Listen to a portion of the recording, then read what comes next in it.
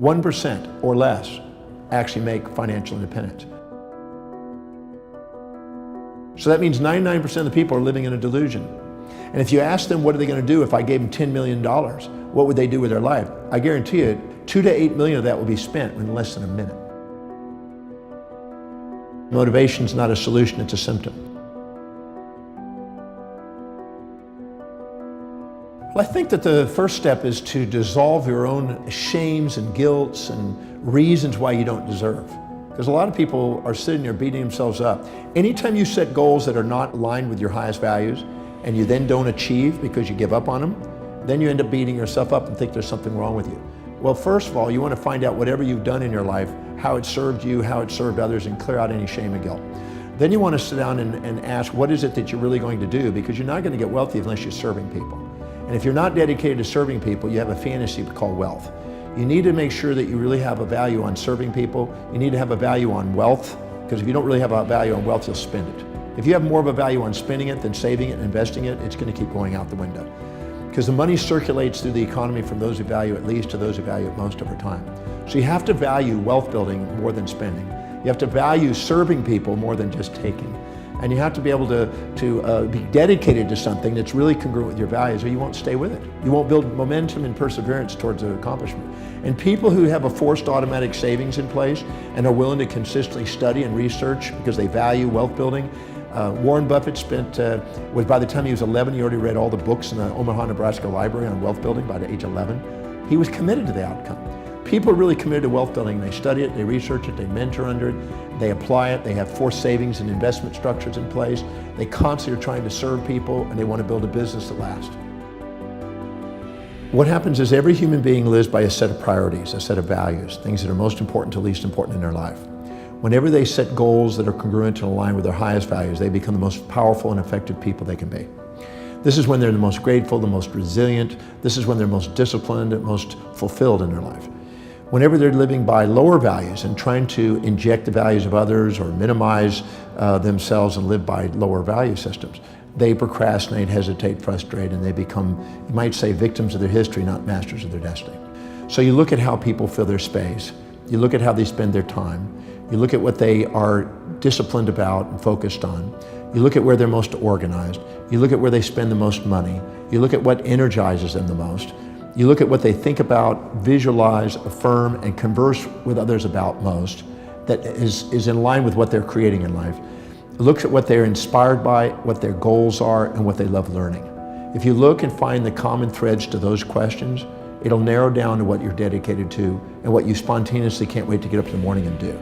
Any individual that is setting goals, intentions, that are congruent and aligned with the highest values, they have the highest probability of being spontaneously inspired in the morning to get up and do it.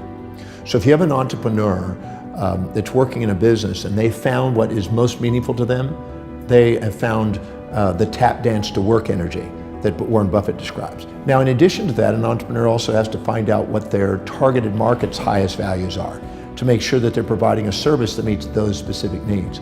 So determining your own values and determining other people's values that you want to serve is an essential component, because you're here to be able to find something that serves other people, but it's also meaningful to you. If you find those two, you've got your niche.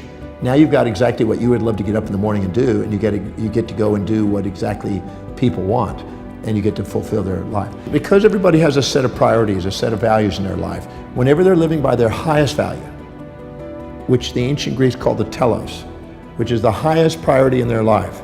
The chief aim, as Napoleon Hill called it, or Ed Ellison called it the magnificent obsession, or the big why. That highest value is the most meaningful and most purposeful thing they can do. That is the purpose. When you do, you're the most resilient, most adaptable to pain and pleasure. When you go down the list of values to lower values, you're less inspired, less fulfilled by doing them. You procrastinate in doing them.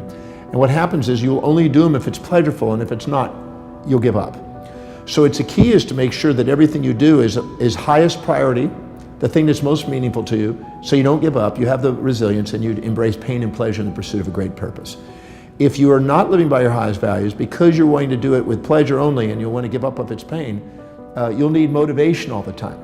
The difference between inspiration, which is from within, is people who are inspired from within are living by their highest values. And people that need motivation from without are people that haven't found that highest value and are living by lower values, and they need constant incentives and motivation and only pleasure to keep them going.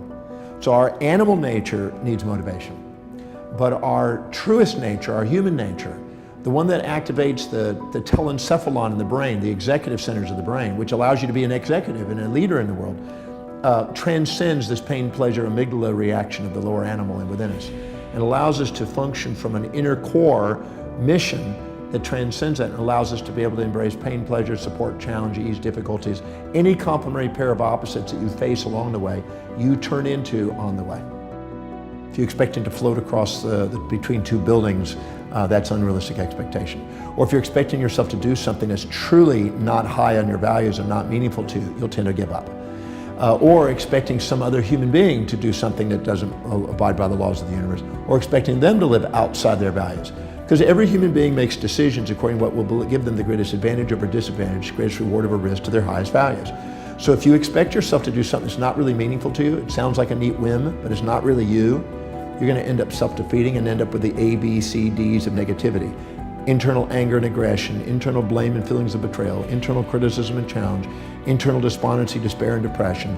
And these A, B, C, Ds of negativity that you internally have, which some people call negative self-talk and negative self-behavior, is actually a feedback mechanism to make sure we're setting realistic expectations that are aligned with our real values. And we know that it's real if we can see it in our mind's eye, we see the strategy, we know the action steps, and it's obtainable. Now, those are the keys. When you do, you have a realistic expectation, you keep showing effort and evidence of manifesting what you want to manifest. The wisest thing to do is start with simple goals that you achieve and train yourself to do what you say.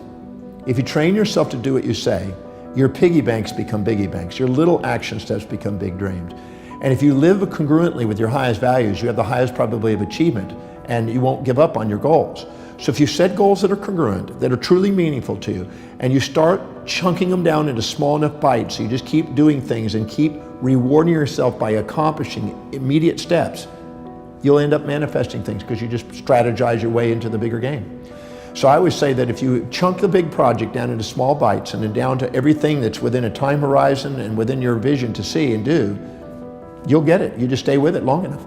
If you stay perseverant towards an objective and exemplify action every day towards your objective, sooner or later everybody else kind of dies out and you're at the top. You just got to stay with it. Procrastination is a result of three primary things. It's an unclear vision.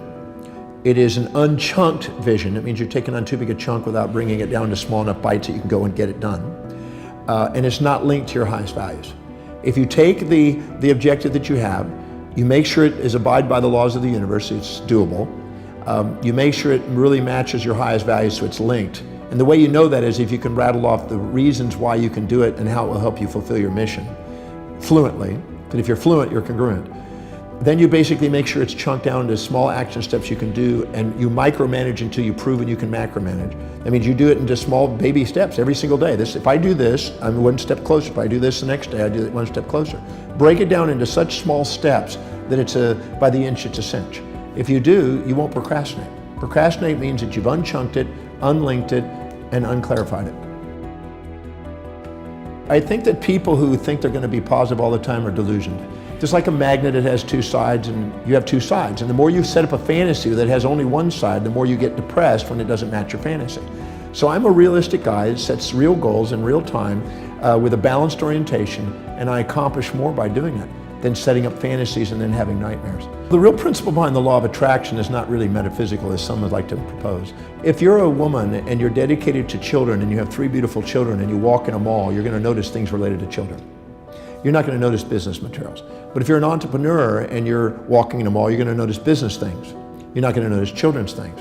So that means that whatever is most important to you, whatever is highest on your value, whatever your real purpose and most inspiration is, you're going to filter out of your reality. You're going to see opportunities. You're going to make decisions quicker because you got more awareness, and you're going to stick to them with more perseverance in that area, and you're going to see more synchronicities. So a lot of the secret is simply those things that occur spontaneously when you're congruent with your highest values. So if a person will set goals that are congruent and aligned and chunk them down and follow those actions and prioritize it and delegate that, they have amazing synchronicities, and their vision and their affirmations and their things become congruent, and in that congruency they create their reality. So I'm a believer that it's not as much metaphysical as it is axiological. It is based on human value systems.